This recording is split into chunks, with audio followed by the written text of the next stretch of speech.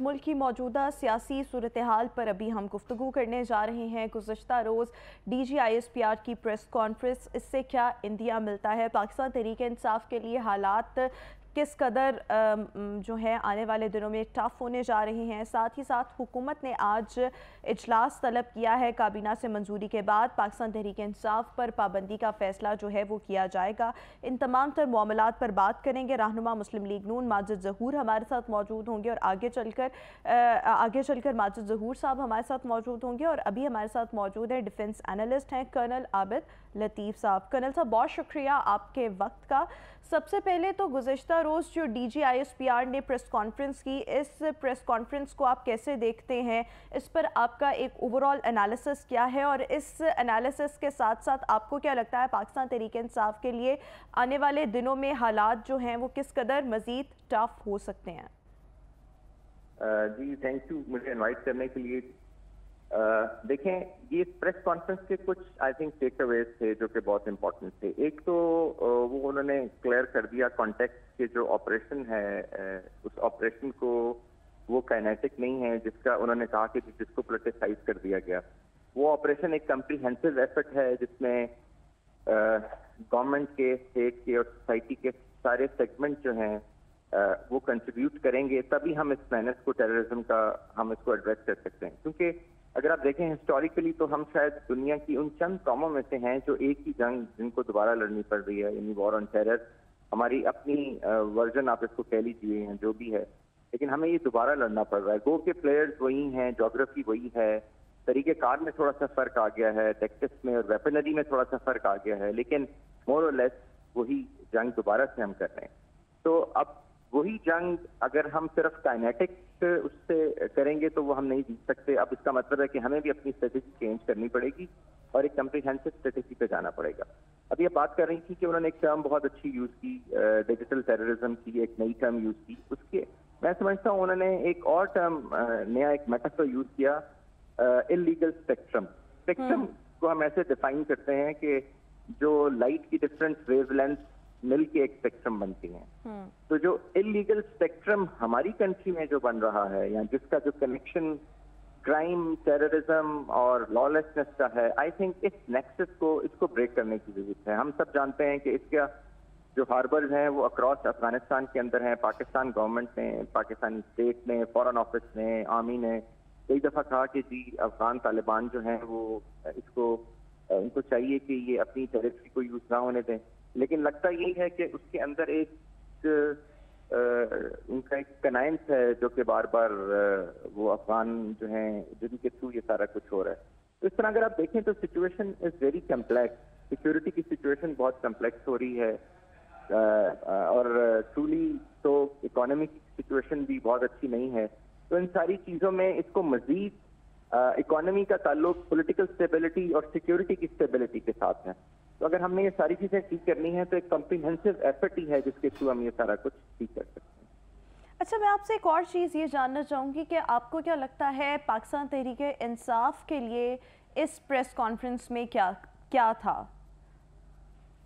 मैं किसी एक पॉलिटिकल पार्टी की बात नहीं करूंगा। I think the message was very clear for all the, आप कह लीजिए कि जो पॉलिटिकल सेगमेंट है ऑफ द कंट्री के, उनकी भी एक रिस्पॉन्सिबिलिटी है टुवर्ड्स दी स्टेट, और वो रिस्पॉन्सिबिलिटी ये है कि वो कौम को और नेशन को आगे लेके जाएं उन चीज़ों में जहाँ से मुल्क तरक्की कर सके। और वो उसी सूरत में हो सकता है कि अगर पॉलिटिकल डाइसेंशन और पॉलिटिकल डिवीजन जो है वो कम की जाए। It is not particularly one party, लेकिन सारी पार्टीज को, आई थिंक जो हमारा पॉलिटिकल एलीट है और जो हमारा पॉलिटिकल सेगमेंट है, उसको मैसेज मुझे जो समझ आता है वो ये था कि हमें एक कंसेंसस की जरूरत है, एक कन्वर्जेंस की जरूरत है। और वो कन्वर्जेंस कोई भी मिलिट्री एफर्ट, कोई भी ऑपरेशनल एफर्ट, कोई भी कम्प्रीहेंसिव एफर्ट उस वक्त तक फ्रूटफुल नहीं हो सकती जब तक पॉलिटिकल एफर्ट उसके साथ ना हो। क्योंकि पाकिस्तान जो है वो टारगेट है इस वक्त पॉलिटिकल वॉरफेयर का, लीगल वॉरफेयर का, इकोनॉमिक वॉरफेयर। तो ये जब सारी वॉरफेयर का, हम इंफॉर्मेशन वॉरफेयर, ये सारी वॉरफेयर जो है जब हमारे अगेंस्ट हो रही हैं तो इसका जवाब भी आई थिंक हम पॉलिटिकल कोहेजन के बगैर नहीं दे सकते। बिल्कुल ठीक हो गया। अच्छा सर, एक और चीज़ के नेशनल एक्शन प्लान के हवाले से कहा गया कि DGISPR ने कहा कि इदारे किसने रजिस्टर्ड करनी है। नेशनल एक्शन प्लान पर आपको क्या लगता है अमल दरामद के हवाले से हुकूमती सतह पर अभी तक ताहाल नाकामी क्यों है? क्यों सुस्ती जो है जिन निकात पर अमल दरामद, अगर नेशनल एक्शन प्लान के कुछ निकात पर अमल दरामद नहीं हुआ, so what do you think, इसमें क्या हुकूमत का फॉल्ट है, हुकूमत की तरफ से नेग्लिजेंस है, सुस्ती है? जी, नेशनल एक्शन प्लान वो जब बना था पहले 2014 में, तब भी बहुत अच्छा था। उसके जो 20 पॉइंट्स थे वो सारे पॉइंटर्स पे अगर काम किया जाता, क्योंकि वो वाकया जो था APS का उसके बाद एक ज़रूरत समझी गई, लेकिन वो फिर उसमें वो आई थिंक वो इम्पेटस नहीं रहा और वो एक डॉक्यूमेंट की हद तक ही रह गया। फिर 2021 में जब इसको रिवाइज किया गया तब भी इंटेंट यही थी कि एक एफर्ट की जाए और इसको एड्रेस किया जाए और आपकी जो काउंटर टेररिज्म जो स्टेट की कैपेबिलिटी है उसको एनहांस किया जाए, क्योंकि फौज का बेसिक काम काउंटर टेररिज्म तो नहीं है।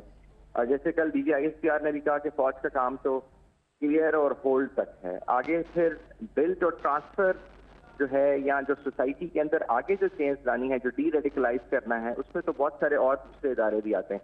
तो ये बेसिकली तो नेशनल एक्शन प्लान उस वक्त तक इफेक्टिव नहीं होगा अगर वो खाली फौज का वो क्लियर एंड होल्ड ही होता रहेगा। तो जाहिर है फिर जैसे उन्होंने कल इसको वाजे भी किया, तो इसलिए जो नेशनल एक्शन प्लान है वो उसका कम्प्रिहेंसिव होना और उसका सारे सेगमेंट ऑफ सोसाइटी के साथ अलाइन होना और उनकी बीच में शमूलियत होना आई थिंक बहुत जरूरी है। सर ये देखिए, जब आप कॉम्प्रिहेंसिव की बात करते हैं या अलाइन होने की बात करते हैं या मजीद उस पर अमल दरामद की बात करते हैं, क्योंकि आज तक भी वही 6 निकात हैं जिस पर अमल दरामद जो है वो होता चला आ रहा है, 20 निकात इन टोटल थे, तो आपको क्या लगता है ये जिम्मेदारी फिर किसकी बनती है इस पर अमल दरामद करवाना? जैसे कल DGISPR ने भी मदारिस के हवाले से कहा है कि इनको रजिस्टर करना आखिर किसकी जिम्मेदारी है?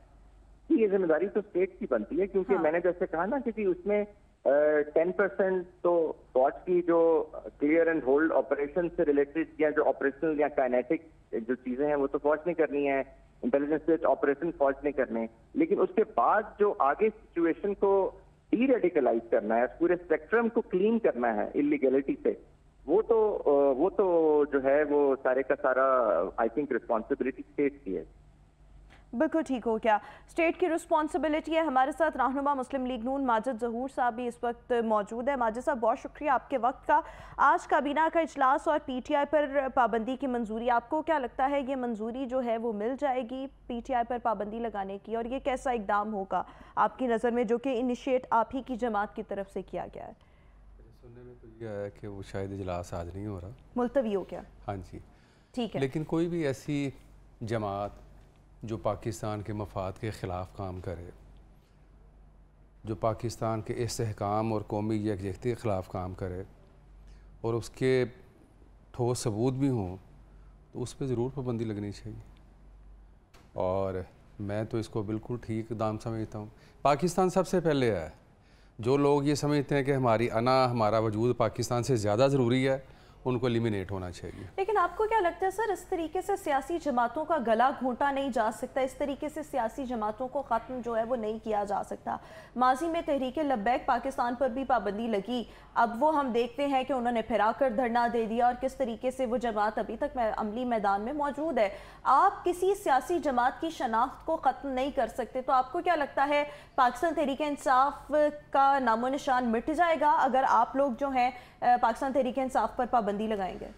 देखें, पाकिस्तान तहरीक इंसाफ का नामो निशान मिटे या रहे, हमें इससे कोई कंसर्न नहीं है, लेकिन आईने पाकिस्तान के मुताबिक किसी भी ऐसी जमात में जो पाकिस्तान के वजूद के ख़िलाफ़ काम कर रही हो, सख्त से सख्त एक्शन लेना चाहिए। क्या वजूद के ख़िलाफ़ क्या काम किया पाकिस्तान? ये आप देखें कि अभी तक आप जो कल का स्टांस है इमरान खान साहब का और जो इससे पहले जितने हैं सारे मामला, एक शख्स जब ये कहता है कि मेरी गवर्नमेंट ख़त्म करने से बेहतर था कि पाकिस्तान के ऊपर एटम बम चला दिया जाए, ये को मैं अपनी तरफ से जुमला नहीं है, सारी कौम ने सुना है। जिस जमात के कायद का ये माइंड सेट हो कि मेरी गवर्नमेंट ख़त्म करने से बेहतर था कि पाकिस्तान के ऊपर आप एटम बम चला देते, उस जमात को या उस क़यादत के वजूद को बाकी रहना चाहिए। पाकिस्तान ने तो इंशाल्लाह क़यामत तक रहना है। और फिर वही बात है कि जिनका माइंड सेट ये हो कि यार हमारा वजूद जो है یا ہماری جو گورنمنٹ ہے یہ پاکستان کے وجود سے زیادہ ضروری ہے، تو باقی سارا ایجنڈا تو آپ کے سامنے آ جاتا ہے۔ کرنل صاحب، میں آپ سے اگر یہ جاننا چاہوں، پاکستان تحریک انصاف پر پابندی کی جو باتیں کی جا رہی ہیں، آپ کو کیا لگتا ہے اس طریقے سے سیاسی جماعتوں پر پابندی لگنی چاہیے، اور کیا سیاسی جماعتوں کا وجود ایسے ختم ہو سکتا ہے؟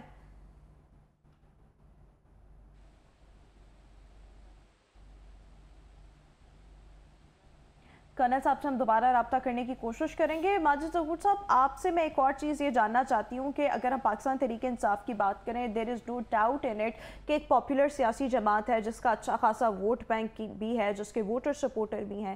کیا اس وقت اگر ہم مسلم لیگ نون کی حکومت کی بات کریں، آپ کو کیا لگتا ہے حکومت خوفزدہ ہے اس پاکستان تحریک انصاف کے وجود سے، اس کی پاپولیرٹی سے، and that is the reason کہ یہ امپوز کرنا چاہتے ہیں، پابندی لگانا چاہتے ہیں؟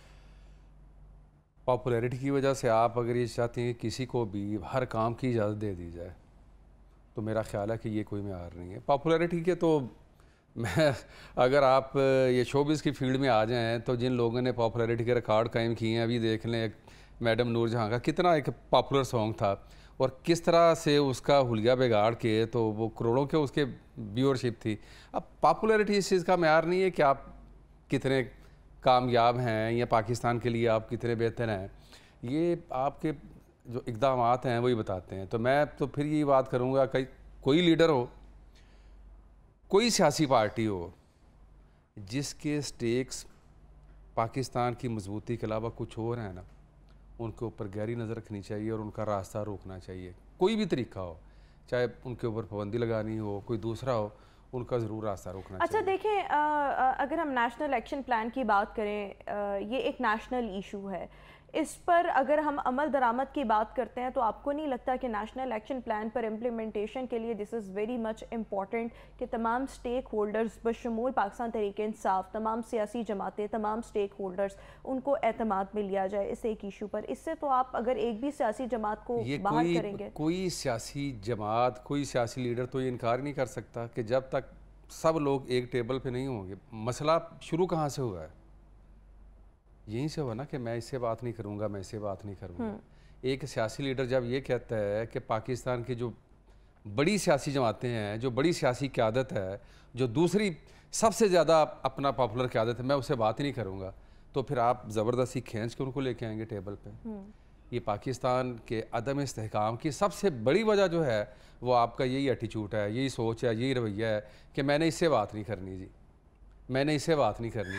تو آپ اصل مسئلہ ہے یہ جس کی آپ نے نشاندہی کی ہے۔ لیکن آپ کو کیا لگتا ہے نیشنل ایکشن پلان پر پوری قوم اور تمام سٹیک ہولڈرز کو متحد ہونا چاہیے، especially when we talk about the role of all the stakeholders؟ سب کو متحد ہونا چاہیے، پاکستان آگے پھر ہی جا سکتا ہے، پاکستان کو سیاسی استحکام اس وقت مل سکتا ہے، جغرافیائی طور پر پاکستان اس وقت مضبوط ہوگا جب سارے سٹیک ہولڈر ایک جگہ اکٹھے ہوں گے، جب اپنی انا ختم کر دیں گے، جب یہ سوچ کہ جی میں بڑا ہوں پاکستان چھوٹا ہے یہ ختم کر دیں گے، اور سارے بیٹھ کے سوچیں گے کہ یار پاکستان کو ہمیں کس طرح سے مضبوط کرنا ہے، اور پاکستان کے جو 25 کروڑ عوام ہیں ان کے مسائل کیسے حل کرنے ہیں، آئیں سارے بیٹھ کے اس پہ بات کرتے ہیں، سارے مسئلے ٹھیک ہو جائیں گے۔ لیکن جب آپ یہ سمجھتے ہو کہ یار اگر ہم ٹیبل پہ آ گئے تو ہماری جو پولیٹکس ہے اس کو فرق پڑے گا، اس لیے ہم نہیں آئیں گے، پاپولیرٹی خراب ہوگی، ہم ٹیبل پہ نہیں آئیں گے، تو پھر آپ کس طرح سے ایسی قیادت کو سپورٹ کر سکتے ہیں؟ خان صاحب کی جانب سے بھوک ہڑتال کا اندیا بھی دیا جا چکا ہے، آپ کو نہیں لگتا اگر خان صاحب یا ان کے ساتھ دیگر ان کے جو ووٹر سپورٹر ہیں، اگر کارکنان یا باقی جو لیڈران ہیں وہ اگر بھوک ہڑتال پر چلے گئے تو اس سے سیاسی عدم استحکام مزید اس میں اضافہ ہوگا؟ دیکھیں بھوک ہڑتال ہو، سڑکوں پہ آئیں، کچھ بھی کریں، میرا خیال ہے کہ اگر آپ کہتے ہیں نا پاپولیرٹی، اگر پاکستان کے اصل عوام اگر محب وطن پاکستانی اگر ان کے سوچ اور جھنڈے کے ساتھ ہوتے ہیں نا، تو 10 لاکھ آدمی صرف آ کے سڑکوں میں بیٹھ جائیں تو آپ سب کچھ جیم ہو جاتا ہے۔ لیکن کتنے لوگ آئے ہیں عمران خان صاحب کے پیچھے سڑکوں کے اوپر، کتنے لوگوں نے احتجاج کیا ہے، سوشل میڈیا کے اوپر ایک طوفان ہے، فیلڈ میں تو اور اسٹریٹ لیول پہ تو آپ کو کچھ نظر نہیں آتا، اس لیے کہ اصل پاکستانی سمجھتے ہیں کہ جو مسائل کی اصل جڑ ہے وہ پی ٹی آئی اور اس کی قیادت ہے۔ لیکن آپ کو نہیں لگتا کہ اگر ہم پاکستان تحریک انصاف پر پابندی کی بات کریں، حکومت کو اس وقت مہنگائی کنٹرول کرنے پر جو کہ 50% से भी ज़्यादा हो चुकी है, उस पर ज़्यादा फोकस करना चाहिए। हुकूमत के मेन एजेंडा में शामिल होना चाहिए महंगाई को कंट्रोल करना, एक आम आदमी को रिलीफ देना, ना कि दीगर सियासी जमातों से जो है जिस तरीके से पाकिस्तान तहरीक इंसाफ पर पाबंदी लगाई जा रही है, इस तरह के इकदाम करना। हुकूमत का इस वक्त मेन फोकस आवाम को रिलीफ देने पर नहीं होना चाहिए। मेन फोकस तो ज़ाहिर है कि आवाम को रिलीफ, लेकिन कौन लोग ऐसे हैं जो पाकिस्तान, जब कभी पाकिस्तान आगे जाना शुरू होता है तो वो पाकिस्तान को पीछे की तरफ खींचते हैं। कुछ लोग तो हैं ना, ये आप देखें 2017 में भी कुछ हुआ था, आज भी कुछ हो रहा है। तो जो लोग आपको पीछे की तरफ खींचते हैं, पाकिस्तान की तरक्की को ब्रेक लगाते हैं, उनको ब्रेक लगाना। यानी आप इस फेवर में हैं, इस हक में है कि पाकिस्तान तहरीक इंसाफ पर पाबंदी अल्टीमेटली लगनी चाहिए? बिल्कुल लगनी चाहिए, लेकिन कल को फिर आप ये याद रखिएगा कि ये पाकिस्तान है, यहाँ पर ख्यालात और जज्बात दोनों बदलते वक्त नहीं लगता। ये पाबंदी का सामना कल को मुस्लिम लीग नून को भी करना पड़ सकता है, अगर यही पीपल्स पार्टी को भी करना पड़ सकता है। अगर ऐसा रवैया अगर मुस्लिम लीग नून की क़यादत इख्तियार करेगी, मुस्लिम लीग इख्तियार करेगी, पीपल्स पार्टी का वर्कर इख्तियार करेगा, जो भी आदमी एंटी स्टेट एक्टिविटीज़ में इन्वॉल्व होगा उस पर पाबंदी लगनी चाहिए। कोई भी पार्टी। शुक्रिया, हमारे साथ माजिद ज़हूर साहब रहनुमा मुस्लिम लीग नून मौजूद थे।